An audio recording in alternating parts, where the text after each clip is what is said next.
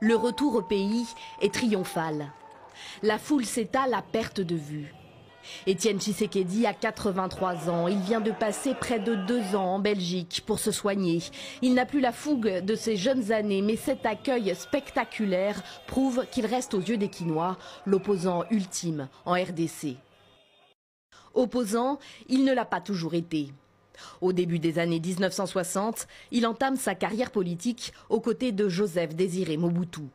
En 1965, il devient son ministre de l'Intérieur et au fil des ans s'affirme comme l'un des piliers du régime dictatorial qui sévit dans l'ex-Congo belge. Les relations entre les deux hommes se dégradent ensuite. 1980, c'est la rupture.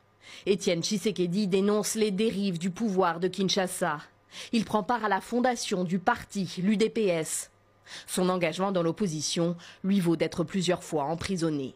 Ce régime n'a jamais toléré la contradiction. Ça fait qu'il a toujours frappé avec violence tout ce qui allait à l'encontre de la volonté du dictateur. En 1996, le régime Mobutu se meurt. Le maréchal président, malade, affaibli, n'exerce plus le pouvoir. Alors que les troupes de Laurent Désiré Kabila s'approchent de Kinshasa. Étienne Tshisekedi se rend à Nice, en France, où Mobutu s'est retiré et propose une alliance à son ancien ennemi. Les deux hommes retournent au Zaïre. Étienne Tshisekedi devient le premier ministre de Mobutu pour 7 jours et Laurent Désiré Kabila prend le pouvoir. Opposant à Kabila père jusqu'à son assassinat en 2001, puis à Kabila fils, le sphinx de Limete, comme on le surnomme, boycotte la présidentielle de 2006, les premières élections libres de son pays, qui consacre Joseph Kabila comme président de la RDC. 5 ans plus tard, en 2011, il joue le jeu démocratique et fait activement campagne. Attention, réfléchissez bien quand vous irez voter.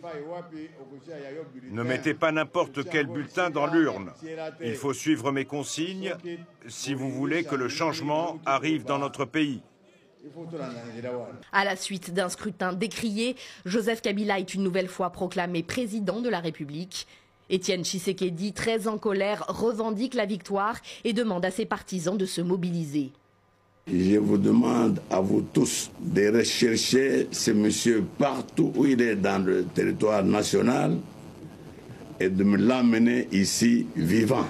Depuis lors, il se fera appeler président et prêtera même serment chez lui dans sa résidence de Limete à Kinshasa.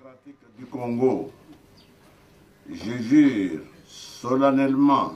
Mais déjà la maladie le guette et bientôt ce sera l'exil en Belgique pour raisons médicales. Après son retour de 2016, Étienne Tshisekedi acceptera finalement de prendre part au dialogue national, mais sous l'égide de la Senko. Il devait prendre la tête du conseil de suivi de l'accord politique de décembre 2016, l'accord dit de la Saint-Sylvestre, trait d'union entre l'opposition et la majorité présidentielle. L'accord qui devait mener à des élections en 2017. Mais le vieux, comme les Congolais l'appelaient aussi, n'en aura pas eu le temps.